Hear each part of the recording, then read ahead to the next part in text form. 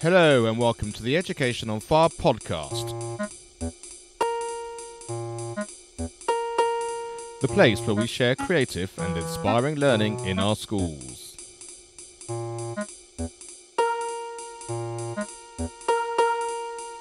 Season 2, Episode 17. Hello and welcome back to the Education on Fire podcast with me, Mark Taylor. I'm at the BET show here at the Excel Centre in London, and I'm delighted to be joined by Lucy Hindmarsh, who's from Mama.codes.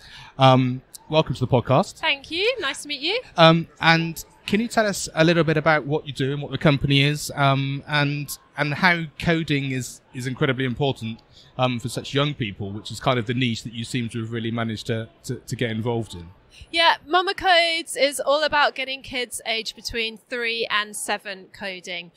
We're really keen to get them coding in a really fun and creative way that shows them all the possibilities for using code. It can often be seen, the world of coding is a very closed off world, quite geeky, quite male focused, and we want to make sure that every child understands that they have the ability to code and create and make things.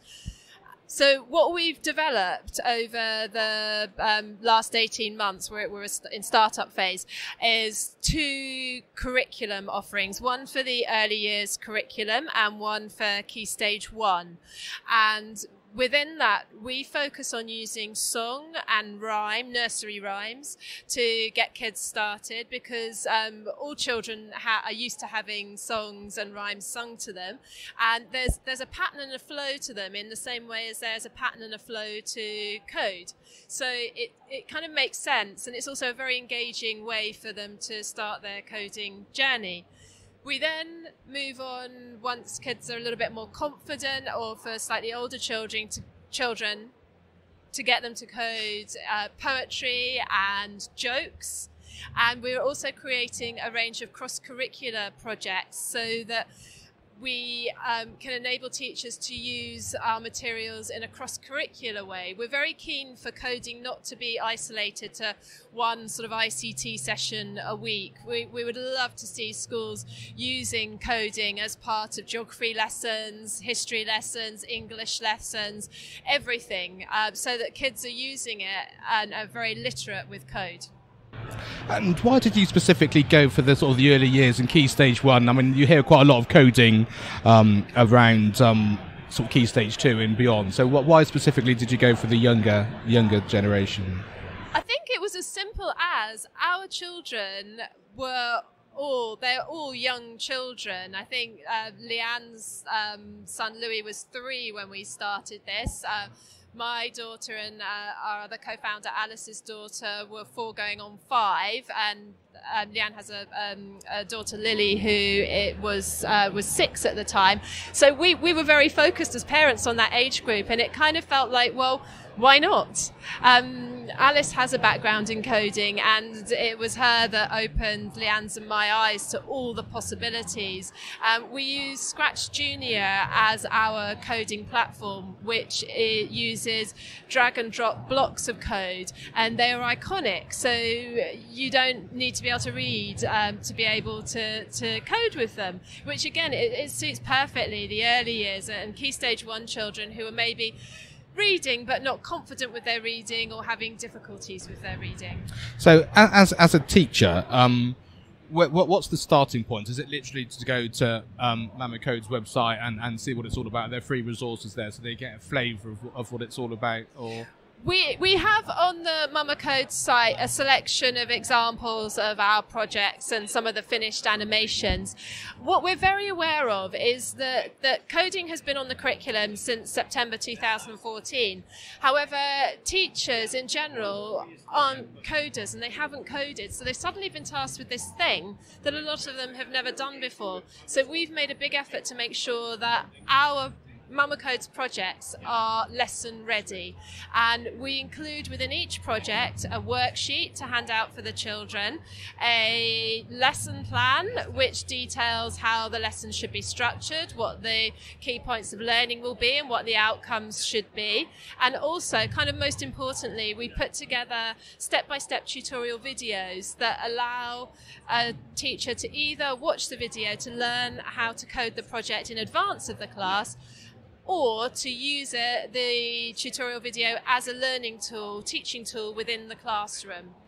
It sounds like what you've managed to do, which is a really fantastic thing, is that ability to be able to just take the fear factor out of it for teachers. Because, like I say, if they haven't got any coding background, or they suddenly come across something new they have to do, it's like, how do I fit that in terms of planning and organisation and actually the skills that I need in order to do that? But by having all those resources online, it sounds like you've covered all of those bases for everyone, and as supportive as you possibly can be. That was our aim. We want, you hit the nail on the head, we want to take the fear factor out of it for children, to know that any child can code, and for teachers, I mean, they're up against it with time, and we know, we have friends, very good friends who are teachers, and we know very well the teachers at our children's schools, and we know the pressures that are on them. So we want to make this a fun experience for them as well, because ultimately, if you get into teaching, you want to engage and you want to help children to progress in their lives. So to offer something like Mama Codes, where it's a really fun way of teaching those children, can only be a positive.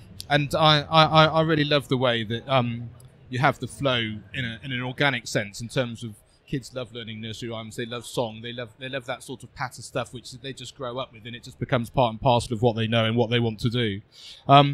So how do they then progress through that? So if they're really early years, you showed me a great example of a gingerbread man before, and some of the backgrounds they can do and getting them to move and all that. How does that then progress through into Key Stage 1? What we do with children in early years, it's focused on the songs and on the nursery rhymes. And then as they progress into Key Stage 1, we focus more on jokes and on poetry. We've got a Three Witches coding project from Shakespeare, Double, Toil and Trouble. And we're also developing our cross-curricular materials as well. So as I was saying before, that coding can be integrated across the curriculum, which, as well as meaning that they get to do some coding in geography or history or whatever, it's also developing their coding skills. Okay. And is it specifically UK based, or if I've got some listeners in the US and Australia and various places, it can be used anywhere and sort of fits within their curriculum too? We've developed based on the UK curriculum because that's where we are, but we've had a lot of interest from the US and from Australia. We have some schools already in the States using Mama Codes very successfully. So we've also had a lot of interest from overseas, Scandinavian countries, and we recently struck our first licensing deal, which is in Hong Kong. And the added bonus that the company that we're working with in Hong Kong found with Mama Codes is that they see it as the children being able to learn English as well as coding. Oh, fantastic. And that's a real byproduct that you weren't expecting is when you were designing the whole thing. Yeah, it hadn't even entered our sort of consciousness, but yeah, it seems to go down well as an option. Sounds fantastic. And in terms of the cost to the schools and how they would make it work, how would they go about finding more out about that sort of thing? All the information is on our website, which is literally mama.codes is the URL. And we run subscription plans where a school can either buy an early years subscription for the year or a Key Stage 1 subscription for the year, or they can buy a bundle of a combination of the two. Okay. And what sort of figure is that? Is it? We're priced at £480 for the primary bundle of EYFS and Key Stage 1, and the individual packages for early years and for Key Stage 1 come at £264 each for the year. Great, so it's incredibly affordable and very user-friendly as I've been witnessing myself. The affordability factor was another thing that we were very focused on getting right, because we understand, again, the pressures on schools, particularly state schools with budgets, and and we're just passionate about getting as many children happily coding as possible. And you've got some good testimonials, I see, from some of your publicity here at the show as well. And so what's the feedback been like from some of the staff that have been using it? It's fabulous. The feedback is so positive, and I think it's a massive relief for the teachers that are using it already, that they've got something that really engages the children, and they can really see the children progressing through using our projects. And another thing that we hadn't particularly set out to do is the amazing feedback we get from teachers who have children with special educational needs within their classes, and the confidence it gives those children who are perhaps struggling in other areas of the curriculum because they can code with mama.codes is immense. And I guess they can also do it, you talked about special education needs, but also no matter what your ability in terms of coding and also about your level of understanding, you can progress at your own rate, I guess, because each individual project is specific to that child. So you're not having to do a particular level for a whole class in order to complete a task. They can go on their own. For the moment, we do operate a method which is one project for a class. However, there are the possibilities. We tend to have the children divided into pairs, and so there would be the possibility that if the children were divided up into groups, that you could have groups that were advancing at a faster pace. Yeah. One of the examples I saw was doing some different backgrounds and different movements and that kind of thing. So if one pair particularly wanted it to be a certain colour or a certain action, they've got the ability to be able to do that in their own way rather than it being the same as the other groups within it. One of the things that we encourage is that if children are really picking it up very quickly with a project, that once they've completed their project, they can then go on to adapt and create more within that project, and that's the beauty of it. And you will always have, especially in a state primary class of 30 children, there's going to be a wide range of abilities, and it's lovely that the projects can work for every one of those levels. It sounds really fantastic, and I really love the fact that it's at that young age, which is something I've not really come across in my time in terms of understanding coding and how that's done, and just that process of seeing the building blocks and actually being able to see essentially what is the beginning of an algorithm and understanding how all those things fit together in order to make the whole, which is so key in the whole idea of computing and bringing that into your curriculum. Yeah, that's I think the looks of joy on the children's faces when they're creating their projects is brilliant, and it's ScratchJr itself is very bright and very appealing to the eye. So there's a lot of fun to be had using it. And when they've got a final project, are you able to save that or share it in any way, or how does that side of it work? At the moment, with ScratchJr, when a project is completed, the child can save it to that particular tablet, and we can also show schools a way to then download those projects so that they could be displayed on their school website to show parents.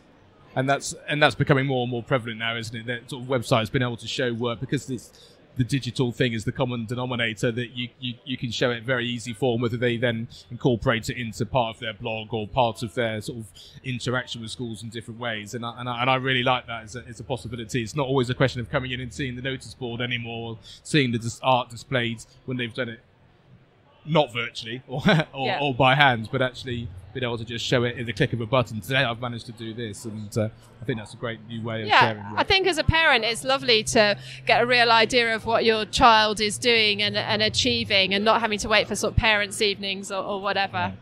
Well, it's a brilliant project, and I've really enjoyed looking through it and seeing how it's all working and everything, and I wish you every success with it. And Thank you. And once again, we'll have links and all the details on the educationonfire.com website, with links to the website and any social media feeds that you can follow.